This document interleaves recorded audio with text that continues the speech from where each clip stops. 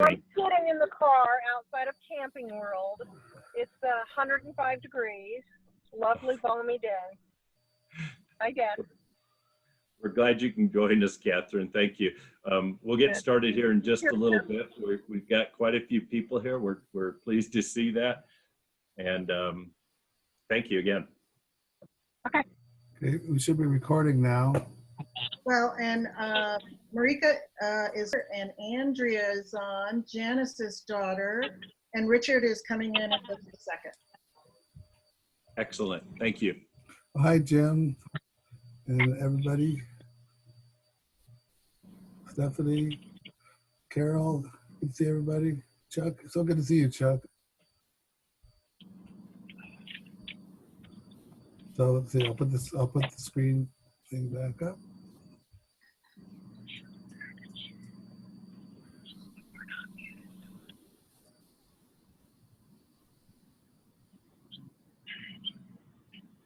Oh, here's somebody to wait to get in. Okay.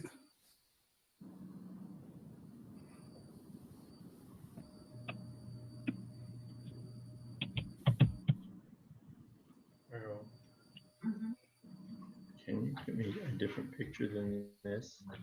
Yeah, they can see you, and you're actually, yep, we're actually, okay.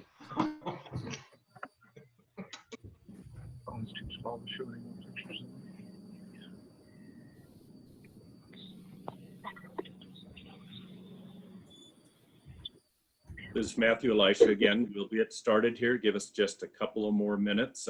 Give people a chance to join. I can tell you in the law firm I work with, we almost never start meetings on time. People tend to filter in.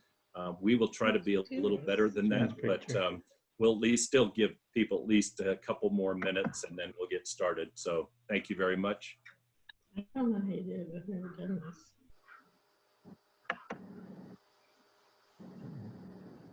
Not the picture I've been having it. How come you want just Got quite a big crowd here. yeah. So it's kind of like me. If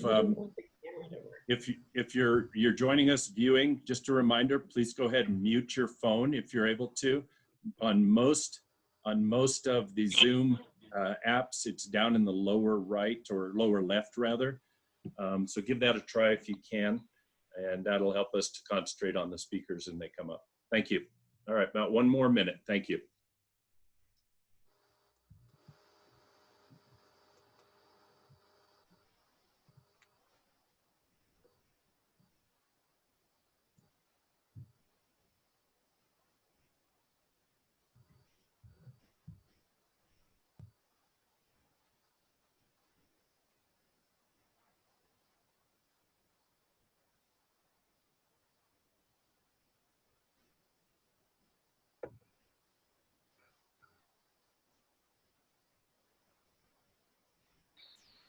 Okay, unmute everybody one more time if anybody wants to say anything before we start.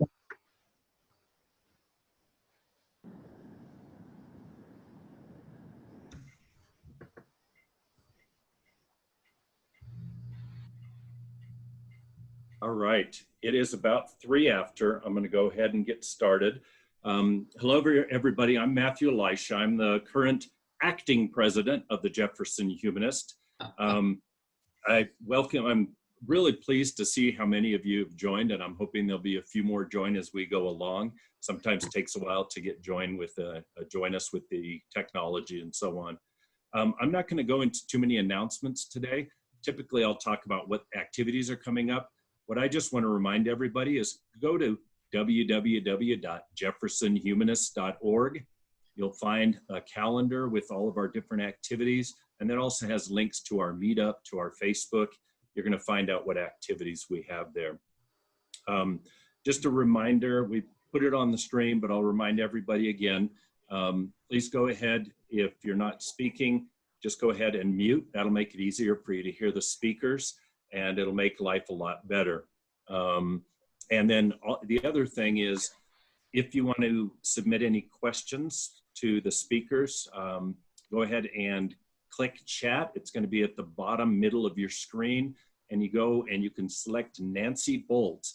Nancy is our facilitator for the Q&A. You can send her any questions you have for the speakers, and then she'll take care of facilitating that at the end. All right, a couple of things. I do want to remind everybody that we are currently doing an underwriting of Colorado Public Radio. Hopefully, some of you have heard our different underwriting spots. We're really pleased with them. One, we're supporting a great organization. And two, we've actually had people who have joined us on Meetup, and we've even had a few members who have joined us, and we hope that that'll continue. We're 4 weeks into our 9-week underwriting. We have another 5 weeks. We hope that'll continue. And then the other thing I want to remind everybody, it's an important election year, as you all know. Primaries are this Tuesday. Make sure you get in your ballots if you're doing it. Of course, everybody does mail-in ballots now.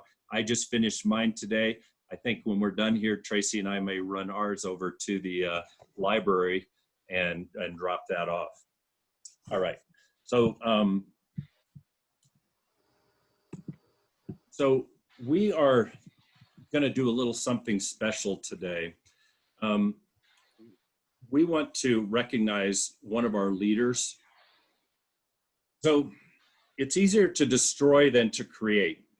Coming up with something new, building a foundation, and fostering a creation to make it strong and long-lasting takes time and effort. Many of us come up with ideas all the time. And my wife can tell you I'm the king of the $1 million idea. Of course, I never make it happen. And we all do that, I'm sure. But it's a heck of a lot harder to make those ideas bring them to reality. The Jefferson Humanists began as an idea around 2013. A small group of dedicated Unitarians took that idea and they ran with it. But they were led by one dedicated individual, Chuck Mowry. Chuck came up with the idea to create a humanist group. He helped lead the group and did everything necessary to create our humanist chapter and to create the foundation that allowed us to grow and thrive. Tonight, we'd like to recognize Chuck's contribution as our founder. Longtime Jefferson Humanist member and friend of Chuck, Dick Kreppel, will give us a better idea of Chuck's contributions to the chapter. Dick?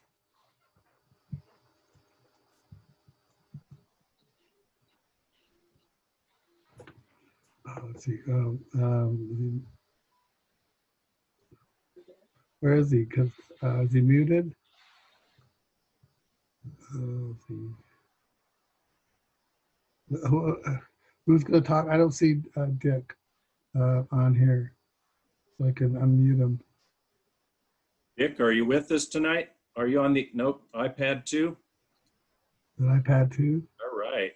Well, the best laid plans of mice and men, as they say.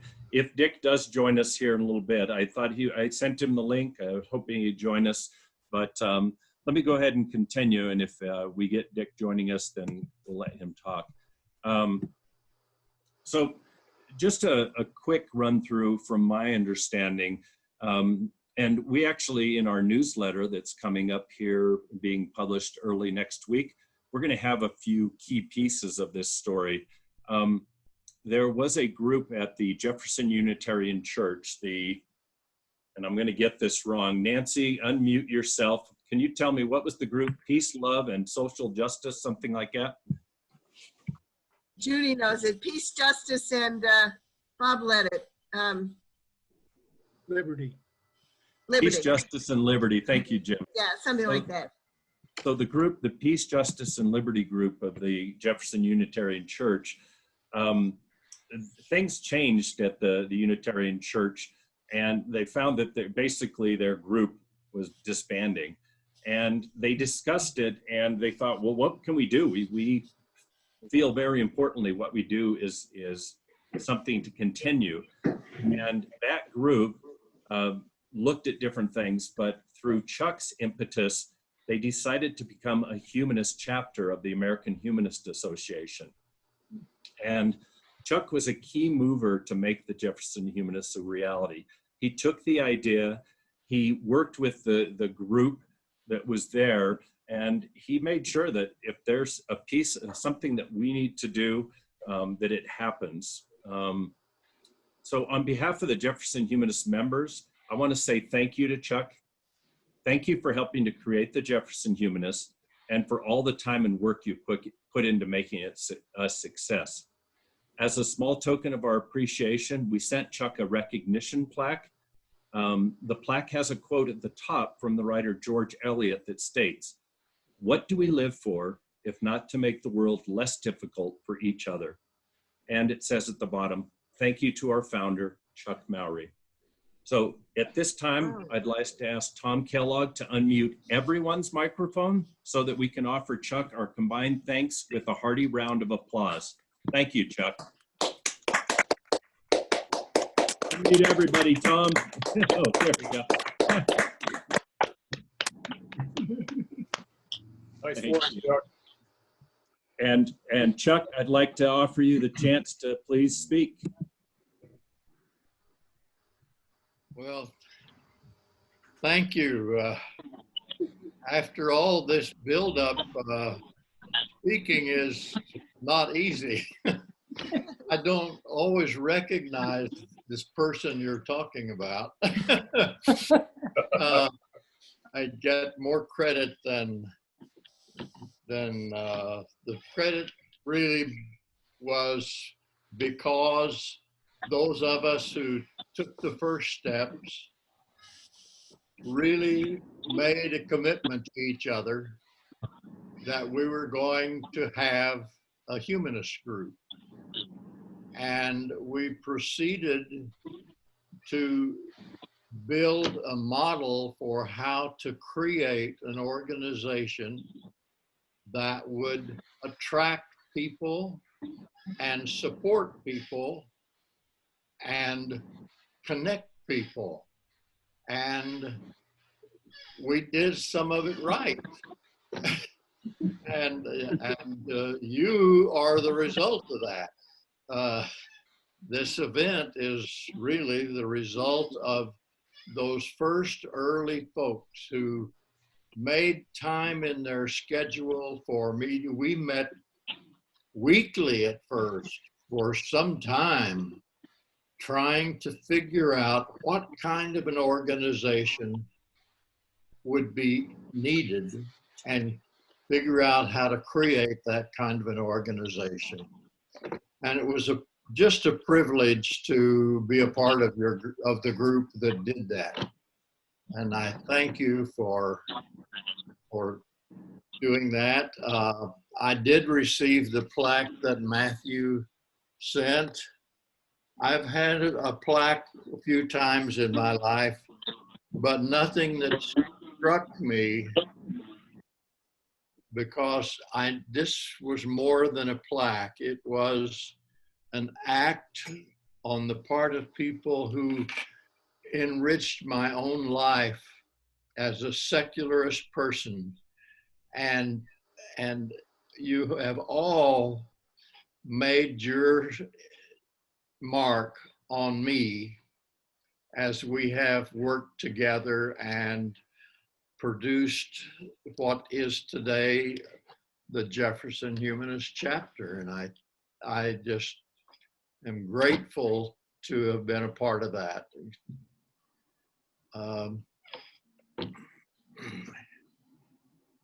Thank you, Chuck. It's, as I said, it's well-deserved. We are more than pleased to give you that plaque, and I wish we could do more. You deserve it. Thank you very much. Matthew, can I just say something real quick? Hi, Nancy. Go ahead, Nancy. You know, Chuck is right. There are a bunch of us that worked on it. I was one of them.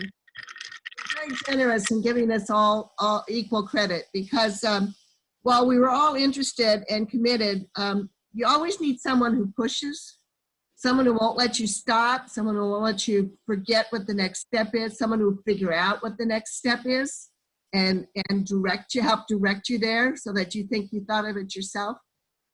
Chuck was really great at playing that role of a gentle pusher to make sure that that our commitment stayed current. And so as part of that group, I want to acknowledge his leadership within that group.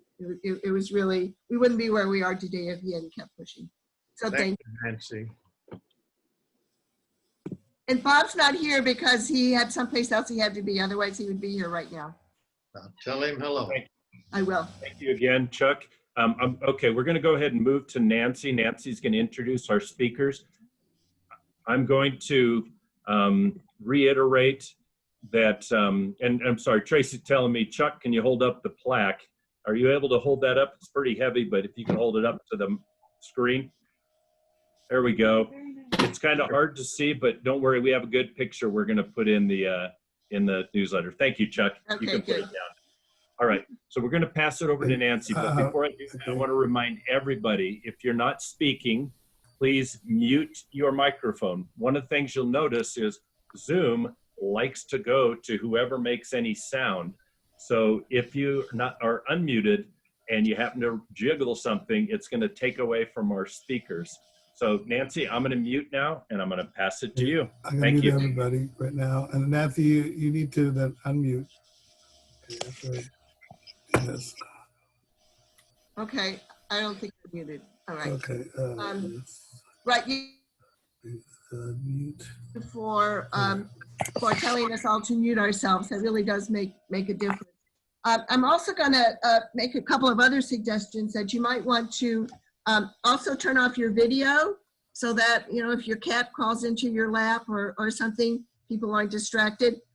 Even better, if you notice at the top of the screen, you have different ways to view it. And I'm going to suggest that you click on speaker view so that when I turn this over to our speakers and their screen, what you will be seeing is really Greg or Estéfani when they speak. So that will be what I'm going to suggest to you.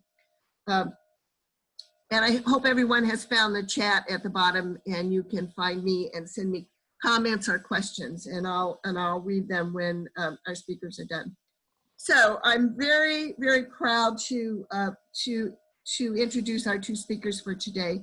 I first heard them at the Jefferson Unitarian Church, where they spoke about the position of dreamers in the United States, the need for both a law and a Supreme Court decision about their status and the cruelty of trying to kick young people who came here as young kids, kick them out. So we're really pleased. I want to give a shout out to Catherine Curran, who was the one I talked to who really set up the program. And I think she's on here somewhere. Yeah, I see her there. So thank you, Catherine, for recommending Greg and Estéfani to me. All right, we're going to have two speakers today. The first one is Estéfani Peña-Figueroa. My apologies for my Spanish pronunciation or lack thereof. Estéfani began her journey in Guatemala. As a child, she enjoyed long trips with her mother to different parts of the country and Central America, but her favorite place to go was Huehuetenango, a place that surrounded her with nature, volcanoes, animals, family, corn, and coffee plantations.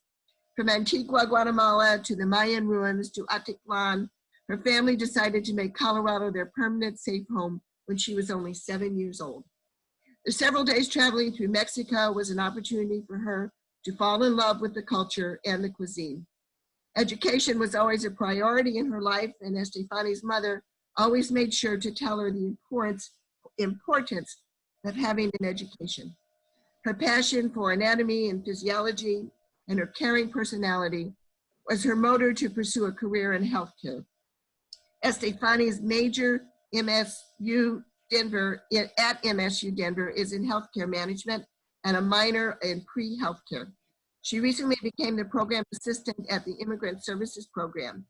As the president of student organization RISE and secretary of MSU Denver Healthcare Leader, she hopes to continue her graduate education with a master's in health administration. As a DACA recipient and the first generation herself, she's very passionate about supporting her community and gain the agency to access higher education and healthcare. And then Gregor, I've forgotten the right, Mieder, anyway. Pretty good, pretty good. Pretty good, I apologize. Gregor moved to the United States from Germany in 2000. earning his BA in English and a master's in applied linguistics at the University of Wisconsin at Madison. For over 10 years, he's worked with refugees, first and second generation immigrants, and undocumented adult learners, assisting with language development, college access, and navigating community resources. He has taught English language courses and trained tutors and staff in providing an appropriate and effective English language and writing skills development, as well as academic support.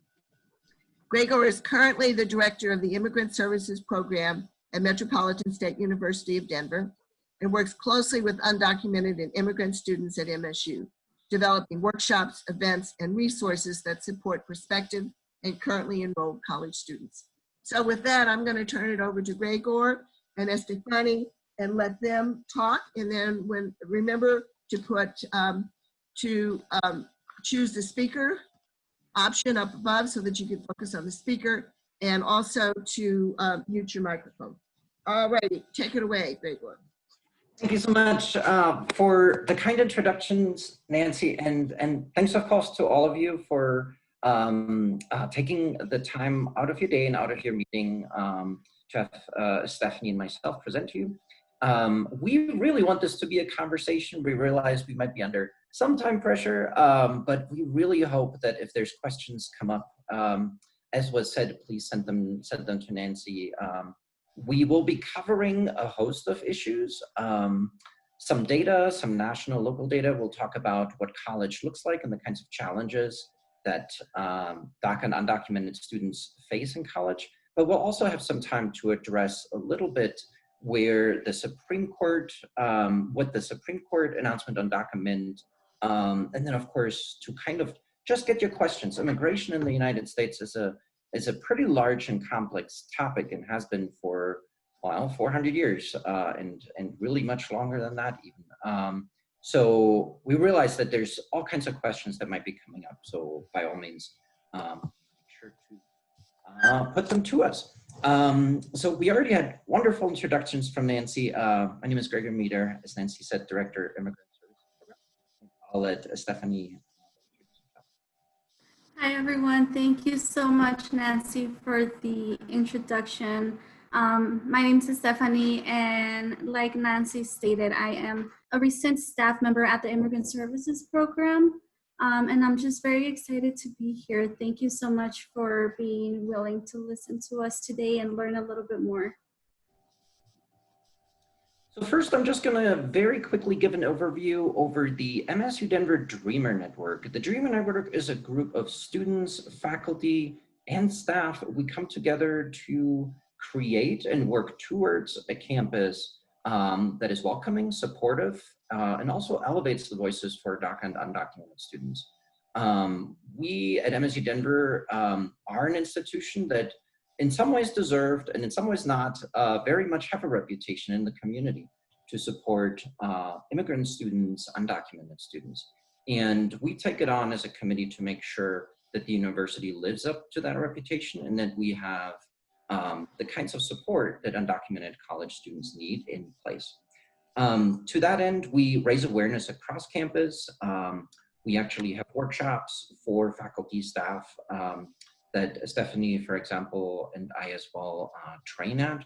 We also advocate for specific policies when it comes to things like health insurance, when it comes to things, how financial aid works, and so on. We, as I mentioned, we educate, so we provide some training on the campus.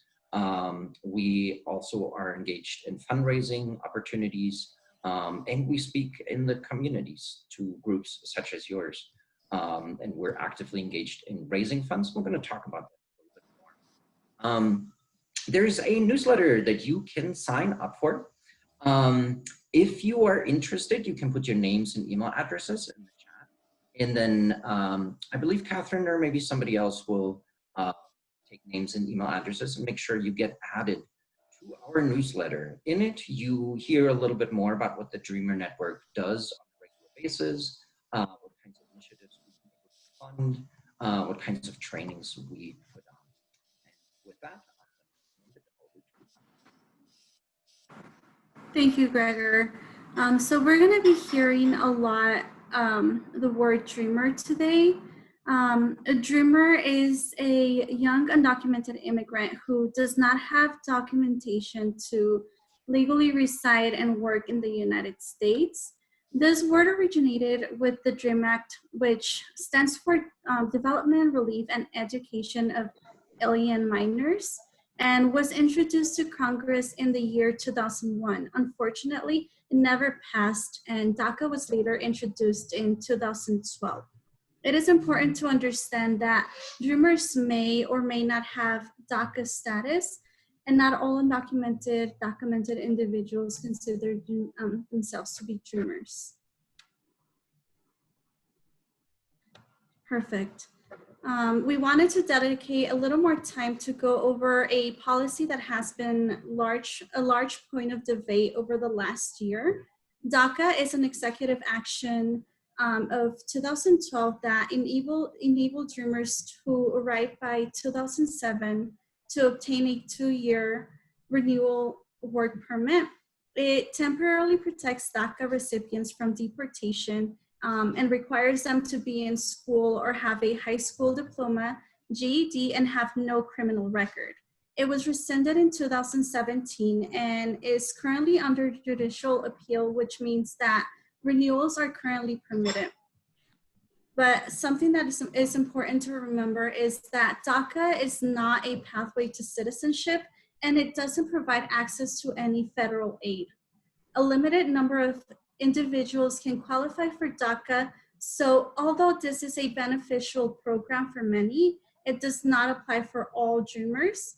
This is why it is important to use dreamers instead of calling all undocumented students DACA. Great. On this next slide, and of course, if the slides aren't changing for you, my internet isn't the hottest thing in the world, so if it lags a little bit, please be patient.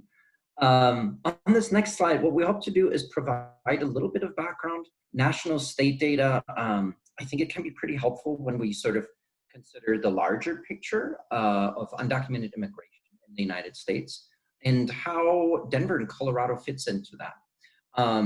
So now it's actually close to 11 million undocumented immigrants live in the United States. On average, they've been in the US for almost 14 years, which I think really counters some of that narrative that we hear from the media and politicians at times, right? That undocumented individuals are not really part of the United States. If you've lived in the US for 14 years, I think this is very much your home. I've been in the US for close to half of my life now, since I was 20. And even though I come from a very safe Western European country, this is my home and I don't want to leave it. This is where my friends and my life is. And so I think that's an important piece to point out. Close to 5 million US citizen children lived in so-called mixed status families. You may have heard that term before. That refers to if family members, usually parents, one or more, are undocumented. As Estéfani said, a lot of federal programs, pretty much all of them, are cut off for mixed status families as well as undocumented individuals. So those are things like housing vouchers, SNAP, food benefits, financial aid for college that we're going to look at later, and of course Medicare, Medicaid programs. The range of federal programs is really very large. And mixed status families, although they may contain a US citizen child, are cut off from those kinds of benefits. That includes the COVID-19 relief funds that have been made available recently as well. In Colorado, we have about 200,000 undocumented immigrants. There's about 18,000 DACA recipients. Actually, I looked at the number just this morning. It's a little bit lower now. It's around 15,000. As we can address later, people can actually age out of the DACA status. So the number very slightly goes down every year as new applications are not an option. There are about 130,000 undocumented immigrants in the Denver, Aurora, Lakewood area. And what I find really interesting, if you look on the slides on the top right corner, you see a little map with population centers for undocumented immigrants. And you notice that Denver, Chicago, we're kind of the outlier, right? Otherwise, undocumented immigrants generally live where population centers are, so along the coasts. So one of the reasons why we think it's very important to be mindful and develop support, community support, educational support, is because a lot of outlying communities, Kansas, Wyoming, New Mexico, kind of look to the areas such as Denver or Chicago for the kinds of nonprofits and the kinds of support strategies that we've developed in our communities. So I think that's why it's pretty important. On the bottom, you see a map that also shows the number of DACA recipients per 10,000 individuals population. So you kind of notice Colorado's right in the middle in terms of population density for DACA recipients. And I think this is, yeah, I think this is still my slide. Now, MSU Denver data is pretty interesting. You may have heard me refer earlier to MSU Denver's reputation as really very much being at the forefront when it comes to supporting undocumented college students. The graph kind of shows that. In large part, we have that reputation because of the numbers. So we serve close to actually 500 DACA and undocumented students. If we look at DACA and undocumented students who are eligible for in-state tuition, that number is close to 400.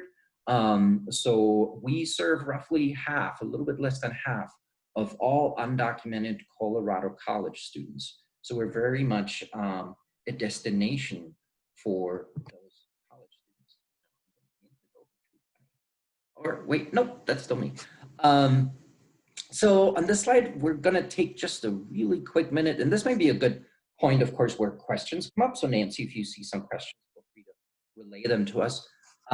As you may have heard, the Supreme Court on June, I want to say it was June 11th, on a Thursday, about 2 weeks ago, provided its announcement on DACA. So as Estéfani said, DACA was kind of caught up in the courts ever since the current administration tried to end the program.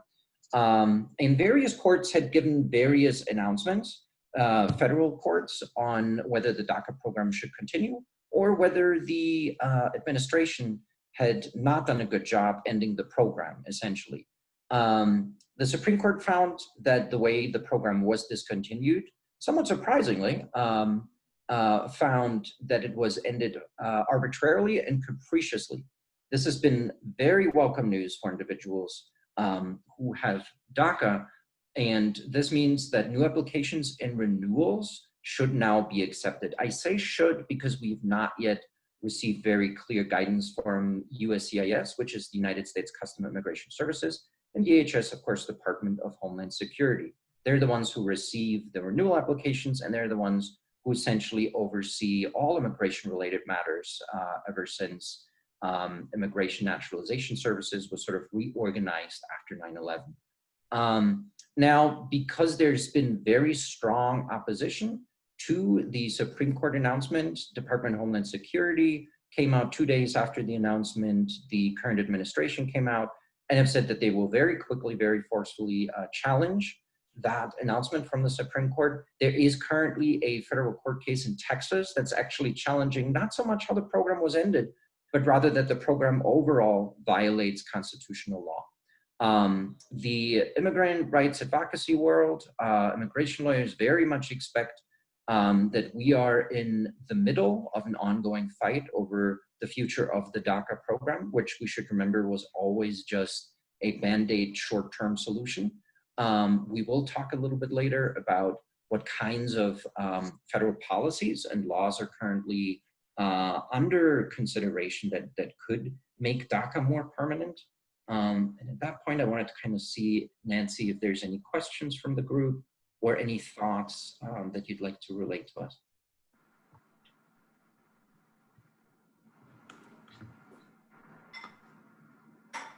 There, I think you can hear me now. Actually, the question we got was, is Congress working to legislate DACA into law and to help ensure it is legal and not subject to federal administrative action to eliminate it? So if you're going to talk about that later, that's the big question that we have right now. Yeah. I'm going to address that now, actually, because I have another computer open with my slides, and I realized that in this specific presentation, we actually didn't put a slide in about that. Okay. Legislation. Yeah, there is a bill that was passed by Congress called the American Dream and Promise Act, which essentially takes DACA and makes the work authorization and the ability to live and work in the United States permanent. Given Senate leadership, it seems next to impossible that this will be debated at the Senate. So we just don't think, given the current Senate majority leader, we do not think that this will get picked up for debate or a vote in the Senate. So barring any political leadership changes in November, it is unlikely that this very good piece of legislation would go forward. What was the name of that legislation again? It's the American Dream and Promise Act. Okay, thank you. And Promise Act. There's definitely fantastic information that can be found on the web about it. Thank you. And certainly this is also a good opportunity to remind everybody we'll have our contact information. So if you want to speak more with Estéfani or myself, we certainly can do that. Now I'm going to turn it over to Estéfani. Thank you, Gregor. DACA and undocumented students face many financial barriers. First, like I previously mentioned, we do not have access to federal aid. And I just want to quickly mention that I am a DACA student. As a result, we do not have access to federal aid like Pell Grants. Many scholarships require for students like myself to be permanent residents or US citizens, and therefore DACA or undocumented students are not able to apply for them. This population of students do not have access to loans or affordable healthcare. And as you can see, there are 74% of students who left school reported that they were facing financial challenges. Perfect. So on this slide, we can see a breakdown of the estimated cost of attendance at MSU Denver during the 2019-2020 school year. Data demonstrates that tuition and fees are over $9,000. Health insurance is over $2,500, and books are $1,400, and housing is over $12,000. This is a total of over $25,000. Yeah, so to kind of dovetail with what Estéfani was explaining, in addition to that cost of attendance, although MSU Denver is the most affordable four-year college and university in Colorado, it's really the amount of financial aid where our DACA and undocumented students, as well as our temporary protected status students, which is a very unique specific immigration status, of which we don't have very many students. But essentially those three groups are cut off from the most crucial ways that financial aid helps them to attend college. State financial aid was made available last June 2019. We're incredibly happy that Governor Polis made state financial aid available for Colorado high school graduates who are eligible for in-state tuition. But that still doesn't really make up for Pell Grants or federal loan programs. So me, for example, I came to the US when I was 20, I started at a community college 4 years later. And without Pell Grants, I would have never been able to even think about an undergraduate education. But that kind of resource is not made available to our DACA and undocumented students. There is institutional aid, that's that first line in the budget. But as you can tell, it really doesn't really begin to cover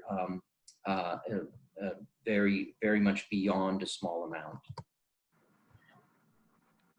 Perfect. And dreamers are typically first in their family to go to college and also first to graduate. This is personally true for me. Dreamers help support their parents, their siblings, and their community. And they also have to constantly cope with the ever-changing legal and or cultural challenges. Many have to work up to 2 to 3 jobs to pay for school and their living expenses. Because of working more than one job and financial barriers, dreamers attend college part-time and or intermittently. Now, all of these challenges that regular students face, so these are all challenges that, you know, every student face, but for dreamer students, they also have to worry about their legal status, the negativity on social media, and not having the financial support, this affects our mental health.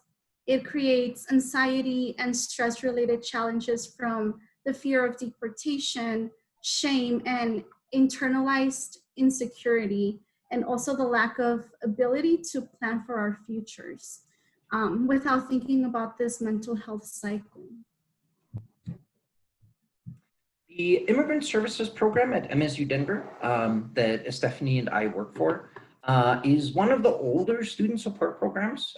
We've actually been around for 30 years. We have roughly 420 program participants, and about 80 of them are DACA or undocumented students. We primarily meet with students in the community and on campus. Many students who started college, as Estéfani was saying, especially our DACA and undocumented students, are oftentimes the first in their family to attend college. This means that what for other students may or may not be a challenge can oftentimes become really insurmountable for our dreamer students. Those are little things such as an email from financial aid with really sort of cryptic language around what kinds of forms are needed. The need to apply for additional scholarships is incredibly huge because, again, federal funding that funds most people's college education in the US is simply not an option. So those face-to-face meetings are really important. We also do things like we bring immigration attorneys onto campus. We have some cultural programming. But really the vast majority of what we do is to meet with students and to answer their questions about college, and not necessarily only MSU Denver. We hope to be a community support organization much more than we want to be a recruitment office. So that's a really important piece to what we do. To kind of look a little bit of what we have been doing in terms of utilizing donor and grant maker funds, here are a couple things that I'll address really quickly. So there are 6 institutional scholarships currently in place that support DACA and undocumented students at MSU Denver. We are also one of 2 partner institutions in Colorado for the Dream.US scholarship. What that scholarship is, it comes out of California. I don't know if you remember Jeff Bezos late last year gave $33 million in a fairly well-publicized move to a scholarship program, and that's this specific scholarship program. So this essentially funds currently, I think, around 1,500 DACA and undocumented students, and it's essentially a full ride scholarship. It is the only full ride scholarship that exists, and without it, we would have far fewer DACA and undocumented students at MSU Denver. We currently have somewhere around 190, 200 recipients of that scholarship. We've also worked closely with the Rose Community Foundation, as well as Forward.us, and we also connect students to private scholarships. The Dreamer Programming Fund is what actually a lot of donors from previous special pledge donations have provided funding to. So last year, we were actually able to provide DACA renewals for 20 Dreamers, which was incredibly important and powerful. It costs $500 to renew DACA every 2 years, and that is oftentimes just not an expense that our undocumented students can really shoulder. A lot of times I hear from students and they essentially put that charge on a high interest credit card. A lot of times DACA students are the only ones in their family who have regular employment.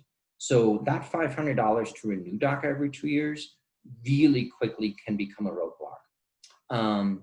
The Jefferson Unitarian Church has also, 24 members have also donated to Dreamer scholarships, the 6 institutional scholarships that I referenced.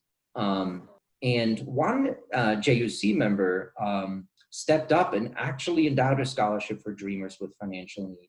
Such a wonderful development, and I think it speaks really well to your group's social commitment and to your group's considerations of the most vulnerable students. I'm turning it over to Fanny. Thank you, Gregor. And just before I can share my story, I just want to say thank you again for wanting to listen to it, and I hope you can hear it with an open mind and an open heart. Again, I was born in Guatemala, a place I call, that I love so dearly, but unfortunately, it did not provide us with a promising future as we lived surrounded by crime, violence, and constant fear. When I was 7, my mom decided to give my little sister and I a safe place to call home. She wanted us to have the education she longed to have when she was growing up herself, but she could never have. And I promised myself that I was going to accomplish my dream and her dream. We experienced many challenges and, quite frankly, many traumas crossing the Mexican border to Guatemala and also the Mexican and US border. But despite the hardship of, having to run, having to walk long hours without any food, without any water, I was excited to finally be in the land where dreams still come true. I knew Denver would be our permanent safe home even before getting here. I had engraved in my head so deeply that my purpose here would be to obtain an education and also make my mom proud, but also help my family and my little sister.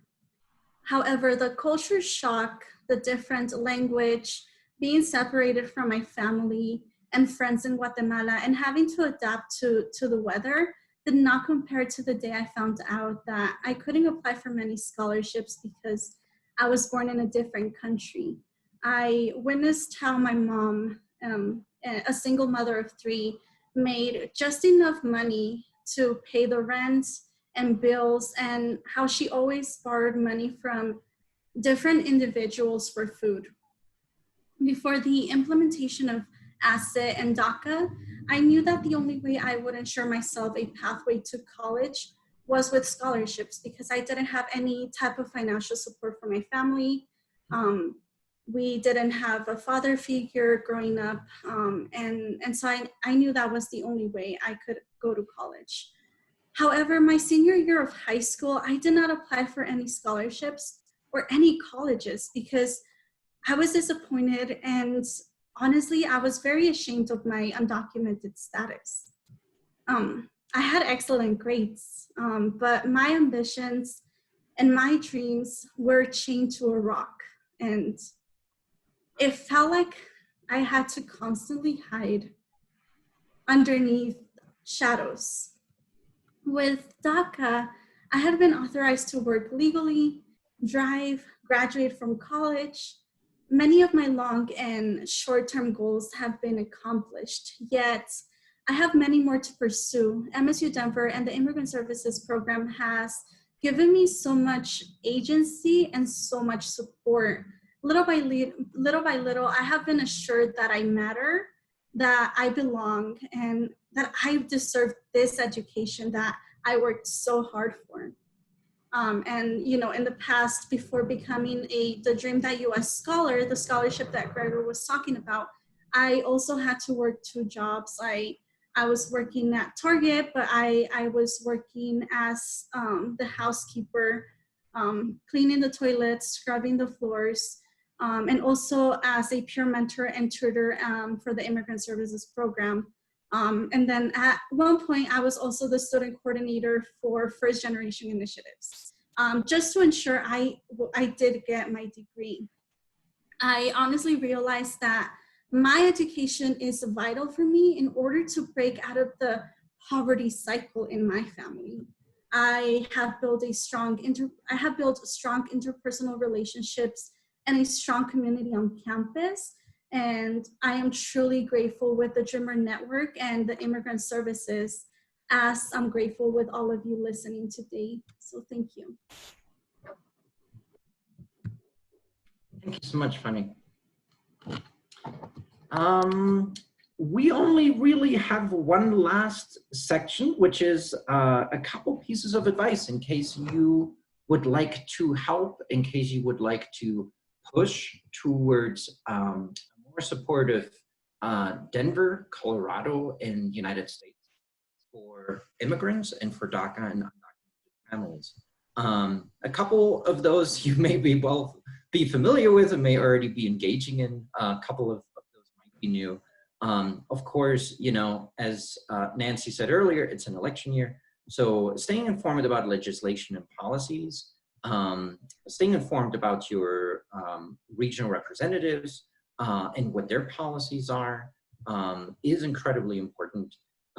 There are 3 great organizations, there's many more, but 3 really good ones that are very active locally, as well as the Colorado Immigrant Rights Coalition, the Immigrant Legal Resource Center, and United We Dream. United We Dream is a large national student-led organization by students just like Estéfani.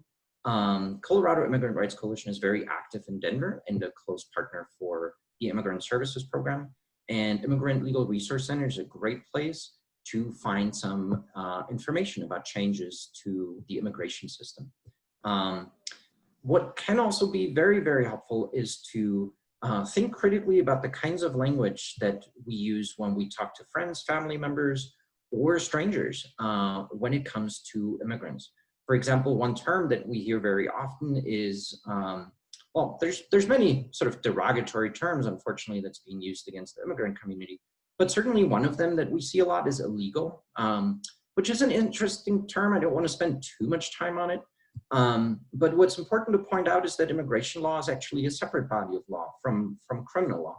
So it's immigration violation is technically not a crime in terms of criminal code. And so illegal does not really apply from a legal perspective. Of course, you can imagine if an individual from the time they find out about their immigration status, which for many undocumented DACA students is just about in high school, you know, being ascribed the characteristic of illegal, of course, can have massive impact and can really shape somebody's perspective on the world. So, you know, we suggest using phrases such as undocumented or dreamer can at times also work. There is a much longer list that we'll gladly share. Maybe we can provide that to Catherine and she can make sure that goes out, of just the kinds of terms that we may hear, that we may be able to educate others about, that we may think about when we use them and kind of adapt. Language is hugely powerful, as I'm sure is not a new idea to many of you here on this call. Also, you can, of course, offer internship, mentorship opportunities. So if you are a professional in a field, if you have a long career that you can look at and where you can provide support to somebody who's looking for that kind of insight and guidance, that can be incredibly powerful. And there's organizations that can connect you to those internship and mentorship opportunities. And of course, you all are here listening to us, and I think that's already incredibly important, staying informed and helping others hear about a topic that, while it may be discussed at some point publicly in the media, is sure to also recede in the background and kind of disappear from public discourse. And if we think about the lives of undocumented, of DACA, of asylee and refugee immigrants in the United States, there are hardships that are oftentimes very invisible to the larger group. And I think this one is still mine. I think that's yours.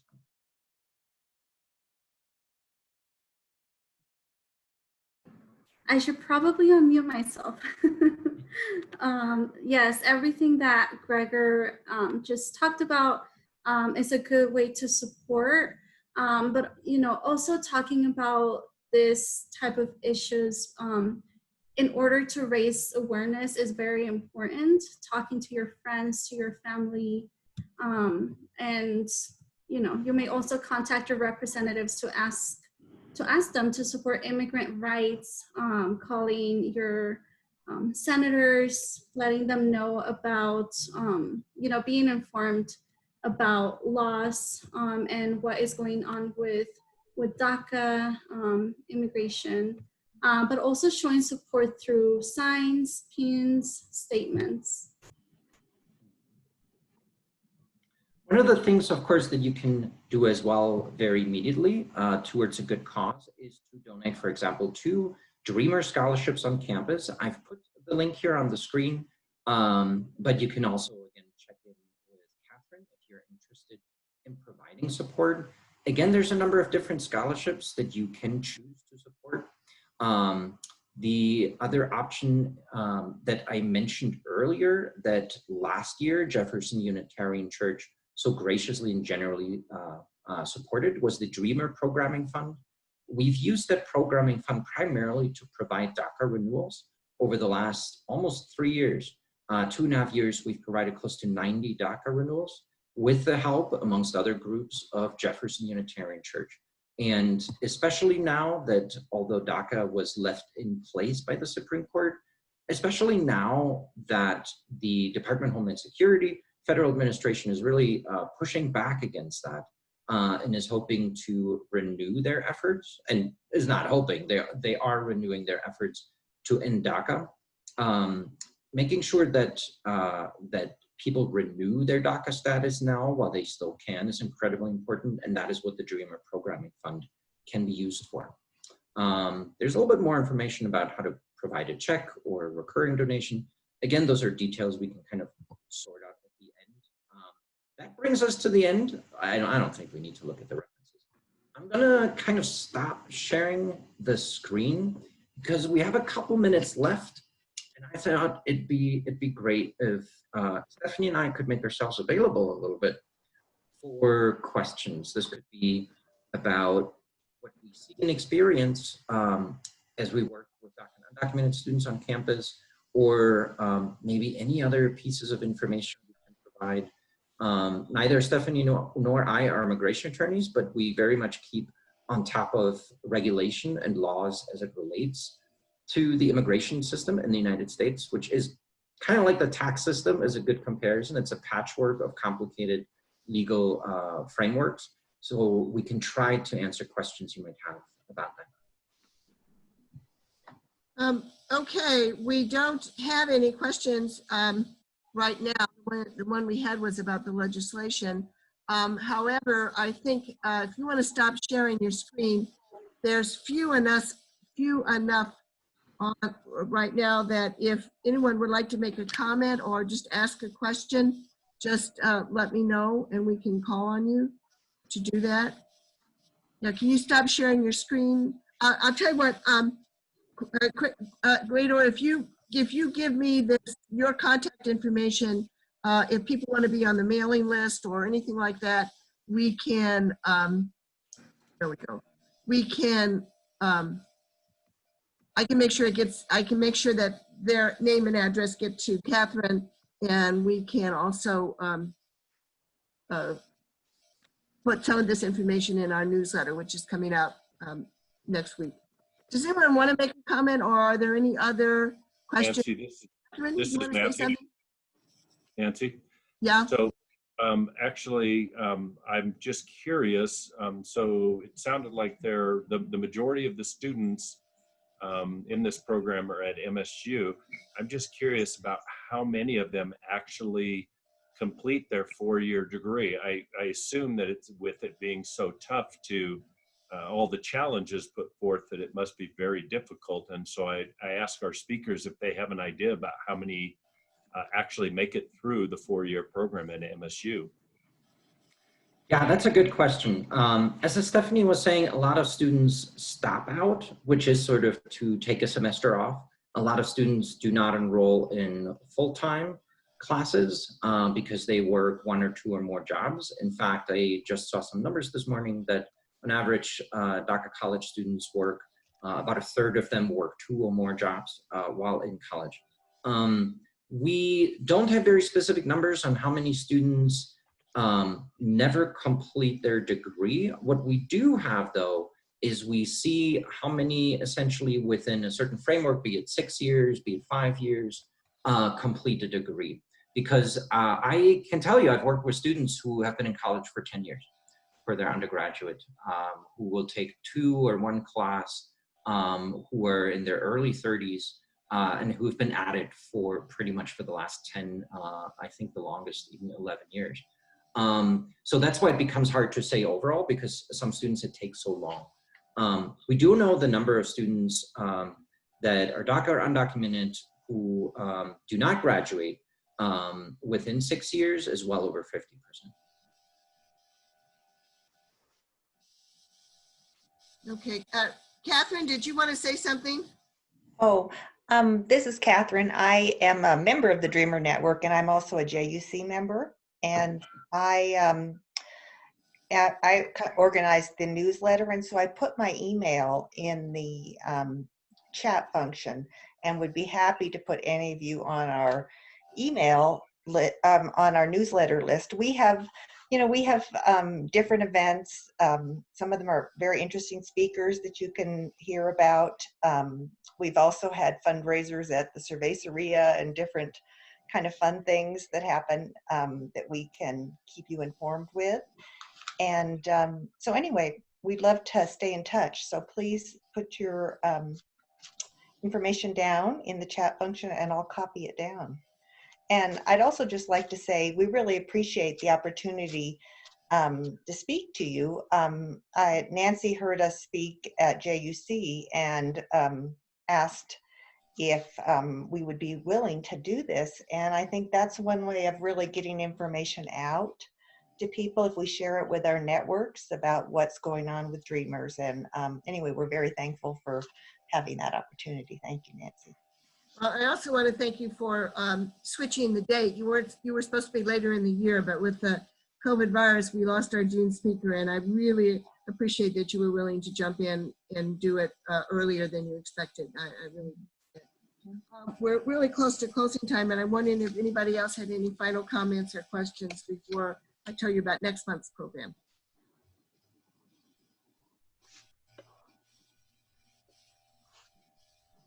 Well, thank you all for being with us. Next month, which is, oh, I don't have the date, July.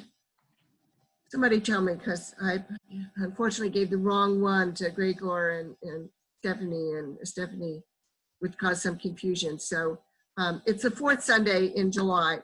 And the speaker is going to be Estéfani Wasserman from Immunize, Colorado. And the title of her program is Big Shots in Colorado, Progress and Challenges in Our State's Vaccination Rates. And this originally was planned before the virus hit.